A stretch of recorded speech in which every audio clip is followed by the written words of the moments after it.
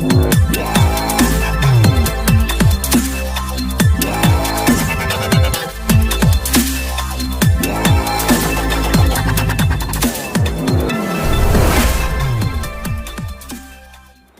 Gymnast and viewers, welcome back to my initiative जिसका नाम है इफ़ जिम्नास्ट थिंक्स। सो मैंने एक नया मॉड्यूल शुरू किया है जिसके तहत मैं उन स्कीम्स के बारे में आपको बताऊंगा जो इंडियन गवर्नमेंट ने अच्छे खिलाड़ी और कोचेज़ और सपोर्टिंग स्टाफ उन लोगों के लिए शुरू करा है, जिसमें सरकार आपकी 35 से 40 लाख रुपए तक की मदद करती है संयुक्त रूप से। इस स्कीम का नाम है Pandit Deendayal Upadhyay national welfare fund. So ये बेसिकली स्पोर्ट्स पर्सन्स और कोचेज़ और सपोर्टिंग स्टाफ जैसे फिजियोथेरेपिस्ट हो गया, हेल्पर हो गया, मैशर हो गया, उन सब लोगों के लिए है। आइए जानते हैं इस स्कीम का क्या ऑब्जेक्टिव है, उद्देश्य, इसका क्या इंट्रोडक्शन है और इस स्कीम के तहत क्या क्या एलिजिबिलिटी क्राइटेरिया है और इस प्रोसेस को कंप्लीट होने में कितना टाइम लगता है। तो आइए शुरू करते हैं। मैं चाहता हूँ इस वीडियो को आप पूरा देखें ताकि अगर आप भी खिलाड़ी हैं नेशनल और इंटरनेशनल लेवल के तो इस स्कीम से मैक्सिमम बेनिफिट ले सकें। वीडियो शुरू करने से पहले मैं नीचे लिंक दे दिया है मेरे दूसरी वीडियोस में, जिसमें मैंने काफ़ी सारी फिजिकल एक्टिविटीज़ को भी डेमोन्स्ट्रेट करके उसके ट्यूटोरियल्स बनाए हैं जिससे आप बेनिफिट हो सकें। सो हमारी स्कीम है Pandit Deendayal Upadhyay national welfare fund for sports person. तो ये काफ़ी लंबा नाम है लेकिन but it is very helpful. ये स्कीम है खासकर स्पोर्ट्स पर्सन के लिए। तो हमें इस वर्ड को समझना पड़ेगा कि आउटस्टैंडिंग स्पोर्ट्स पर्सन का क्या मतलब है। सो इस वर्ड का गवर्नमेंट ने ये मीनिंग और एक्सप्लेनेशन दिया है कि वो खिलाड़ी जो राष्ट्रीय और अंतर्राष्ट्रीय स्तर पर 1, 2, 3 पदक तालिका में आते हैं, उन प्रतियोगिताओं में जो नेशनल स्पोर्ट्स बॉडीज़ जैसे नेशनल फेडरेशन हो गया, ऑल इंडिया यूनिवर्सिटी हो गया या फिर सीनियर नेशनल हो गया, नेशनल गेम्स हो गया, एक तरह से एफिलिएटेड बॉडी के अंडर कॉम्पीट करे गए हैं, सिर्फ उन्हीं कॉम्पिटिशन्स के रिजल्ट्स के आधार पर उनको आउटस्टैंडिंग स्पोर्ट्स पर्सन माना जाएगा। तो आप इस चीज़ को स्किप ना करें, आप इस चीज़ पे ध्यान दें कि क्या आपने जो कॉम्पिटिशन खेला है जिसमें आपको मेडल मिला है वो किसी एफिलिएटेड बॉडी के अंदर कॉम्पीट किया गया होना चाहिए। और अगर मान लीजिए इसमें सरकार ने एक अमेंडमेंट भी किया है कि अगर वो कंपटीशन किसी एफिलिएटेड बॉडी के अंडर नहीं हुआ है और आप कंसिस्टेंटली उस गेम के अच्छे लेवल के खिलाड़ी हैं, तब सरकार और जो ये स्कीम की कमेटी है वो डिसाइड करेगी कि आपका जो सबमिशन है, जो परफॉर्मा है, वो एक्सेप्ट करे ना करे। तो आप इसको भरें ज़रूर। मैंने आपको बताया है कि वर्ड स्पोर्ट्स पर्सन का क्या मतलब है और क्या इम्प्लीकेशन है। तो अगर आप उस कैटेगरी में आते हैं तब 6 ऐसे उद्देश्य हैं जो सरकार पूरा करना चाहती है इस स्कीम के तहत। तो पहला उद्देश्य सरकार का ये है कि उन ज़रूरतमंद खिलाड़ियों की मदद करना जो हाल ही में किसी भी कारणवश कोई आर्थिक रूप से सुदृढ़ नहीं हो पाए, मतलब स्टेबल नहीं हो पाया, और उसकी परिवार की सालाना आय 8 लाख से कम हो, जो कि ये अभी अमेंडमेंट किया है। पहले 5 लाख था, अब ये 8 लाख कर दिया है। तो 8 लाख या उससे कम हो, उस खिलाड़ी को सरकार आर्थिक रूप से मदद करेगी। सरकार का दूसरा ऑब्जेक्टिव और उद्देश्य ये है, अगर कोई खिलाड़ी किसी प्रतियोगिता में या फिर प्रशिक्षण लेते हुए अपने आप को गंभीर रूप से चोटिल कर लेता है या फिर हो जाता है, तब सरकार उसकी मदद करेगी उस चोट को या फिर उस इंजरी को वापस रिकवर करने में। सरकार का तीसरा उद्देश्य यह है कि उन खिलाड़ी या कोचेज़ और सपोर्टिंग स्टाफ को खेल पूरा होने पर या उनके खेल के करियर के बाद भी उन्हें मेडिकल ट्रीटमेंट प्रोवाइड कराना, क्योंकि खिलाड़ी एक देश की धरोहर होती है। इस वजह से वो फ्यूचर में आगे भी सरकार उनको मेडिकल ट्रीटमेंट प्रोवाइड करने के लिए भी ये स्कीम इम्प्लाई करती है। इसी श्रृंखला में चौथा उद्देश्य सरकार का ये है कि खिलाड़ी, उनके परिजन और वो लोग जो उनके ऊपर निर्भर हैं, उन लोगों की आर्थिक रूप से और सही रूप से मदद करना। अगर वो किसी भी प्रकार के डिस्ट्रेस में हैं या फिर संकट में हैं तो उनकी मदद करना। पांचवा उद्देश्य सरकार का ये है कि उन खिलाड़ियों की मदद करना जो नेशनल लेवल पे खेलने जाने के लिए भी तरस रहे हैं और उन्हें कोई इक्विपमेंट नहीं है, अच्छी ट्रेनिंग नहीं है, अच्छी फैसिलिटीज़ नहीं है। तो अगर आप इस कैटेगरी में हैं, आप ज़रूर इस फॉर्म को भरें और इस स्कीम के तहत जो आपको बेनिफिट मिलना है आप उसका लाभ उठाएं।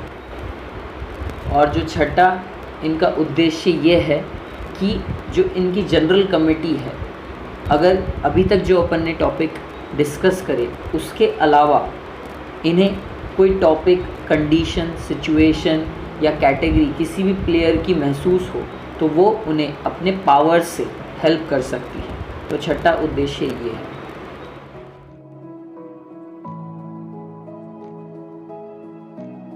इस कैटेगरी को सरकार ने 7 सब कैटेगरीज में डिवाइड किया है। तो आइए जानते हैं कि आप कौन सी कैटेगरी में फॉल करते हैं। अब आपके सामने एक चार्ट है जिसके अंदर 4 सेक्शंस बने हुए हैं, जिसमें पहला सीरियल नंबर है, दूसरा पर्पस मतलब उद्देश्य, अमाउंट ऑफ असिस्टेंस मतलब कितनी मात्रा में और कितने रुपयों की सरकार आपकी सहायता करेगी, एलिजिबिलिटी क्राइटेरिया मतलब आपकी पात्रता, मतलब आप इसके योग्य हैं और किस स्तर पे आप खेलने पर इसके योग्य हैं।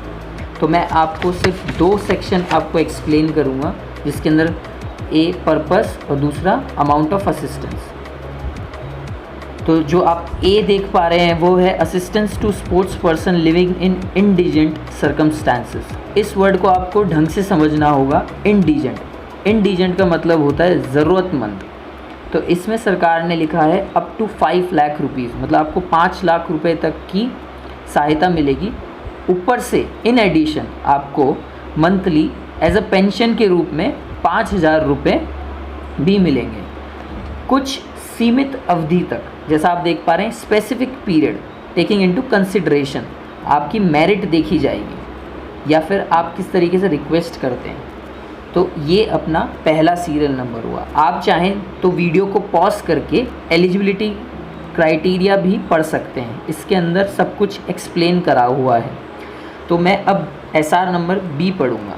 Serial number assistance to families of deceased sports person.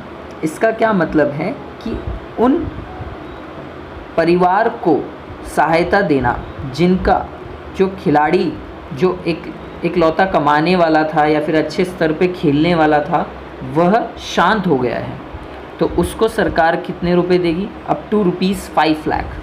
और इसकी भी सेम एलिजिबिलिटी क्राइटेरिया है। अब हम तीसरी सब कैटेगरी में जाते हैं जो है assistance for medical treatment to sports person और फैमिली मेम्बर्स। वह मदद जो मेडिकल ट्रीटमेंट के तौर पे दी जाएगी खिलाड़ी और उनके फैमिली मेम्बर्स को, मतलब जो आश्रित परिजन हैं। तो ये है अप टू ₹10 लाख, 10 लाख रुपए तक की आपको मदद हो सकती है अगर आप इस स्कीम के तहत अप्लाई करते हैं। तो इसकी एलिजिबिलिटी आप राइट साइड में देख सकते हैं। फिर मैं आता हूँ सीरियल नंबर D पे, assistance for injuries sustained during training for and participation in sports competitions, कि उन खिलाड़ियों को मदद करना या फिर उनको उस चोट से बाहर निकालना जो वह प्रशिक्षण व किसी प्रतियोगिता के दौरान चोटिल हुए हों। तो ये आप देख सकते हैं, इसकी राशि 10 लाख रुपए तक की है। तो इसमें एक्सप्लेनेशन दे रखा है, वो मैं आपको पढ़ को बताता हूँ। Sports person for injury sustain during training for and participation, ये सेम है। इसमें एक ये अमेंडमेंट किया है सीरियल नंबर D में कि अगर आप सब जूनियर और जूनियर कैटेगरी में हैं तब भी आप इस चीज़ के लिए अप्लाई कर सकते हैं। तो अब मैं आता हूँ सीरियल नंबर E पे, assistance for training procurement of equipments. जैसा मैंने आपको बताया था कि अगर आप किसी नेशनल और इंटरनेशनल लेवल पे खेलना चाहते हैं या फिर आपको ट्रेनिंग चाहिए अच्छे लेवल की, इक्विपमेंट चाहिए, फैसिलिटी चाहिए, तो आप सरकार से इस स्कीम के तहत मदद मांग सकते हैं जो 2.5 लाख रुपए तक की आपको मदद मिलेगी। इसकी जो एलिजिबिलिटी है वो आप राइट साइड में पढ़ सकते हैं। अगर आपको नहीं समझ में आता तो आप मुझे कमेंट डाउन कर सकते हैं, मैं आपको पूरा तरीके से एक्सप्लेन करूँगा। फिर इसके बाद आता है सीरियल नंबर F, मतलब 6th, तो assistance to coaches and support personnel. ये एक नया अमेंडमेंट है जिसके तहत कोचेज़ और सपोर्ट पर्सनल मतलब अलग अलग जो दूसरे सपोर्ट स्टाफ होते हैं उनको भी सरकार इस स्कीम के तहत मदद करेगी, जो कि 2 लाख रुपए तक की है। इसका एक्सप्लेनेशन और जो भी आपकी एलिजिबिलिटी है वो राइट साइड में दे रखी है, आप उसे पढ़ सकते हैं वीडियो पॉज करके। 7th और लास्ट है assistance for medical treatment to coaches and support personnel. एक तरीके से इस स्कीम के तहत खिलाड़ी, कोचेज़ और सपोर्टिंग स्टाफ स्पोर्ट्स में सबको इक्वली कंसिडर किया गया है। तो उन कोचेज़ और सपोर्ट पर्सनल को 4 लाख रुपए तक सरकार इस स्कीम के तहत मदद करेगी। आपको बताऊंगा कि अगर आप इस स्कीम में किसी भी कैटेगरी और सब कैटेगरी में फॉल करते हैं तो इस प्रोसेस को कंप्लीट होने में कितना टाइम लगेगा। जो टोटल टाइम है वो 45 डेज़ का लगेगा, क्योंकि ये प्रायोरिटी बेसिस पे है इंडियन गवर्नमेंट की स्कीम पे कि इसे 45 डेज़ में डिस्पोज करना है। डिस्पोज इन द सेंस इसको कंप्लीट एप्लीकेशन को डिस्पोज करना है, एंड रिज़ल्ट तक पहुंचाना है। तो इसके अंदर सबसे पहले जब आप फॉर्म फिल करके सेंड करते हैं तो स्टार्टिंग 10 डेज़ जो मिनिस्ट्री है उसको एप्लीकेशन को अपने पास रखेगी, प्रोसेस करेगी, आपकी एलिजिबिलिटी को चेक करेगी। उसके बाद आपकी एप्लीकेशन को स्पोर्ट्स अथॉरिटी ऑफ इंडिया को फॉरवर्ड कर देगी, जिसमें वो 20 डेज़ के लिए प्रोसेस करेगी। स्पोर्ट्स अथॉरिटी ऑफ इंडिया है भारतीय खेल प्राधिकरण, जो आपने सुना होगा साई के नाम से, तो काफ़ी फेमस है। साई में गया था, साई का कंपटीशन था, साई में सिलेक्शन हो गया, तो यही वो साई है जो आपकी एप्लीकेशन को 20 दिन के लिए प्रोसेस करेगी और एक पर्सनल ऑफिसर डेप्यूट करेगी, जिसमें वो ऑफिसर आपके घर आएगा, आपके पर्सनल डिटेल्स को कलेक्ट करेगा, चाहे वो पैन कार्ड हो, आधार कार्ड हो,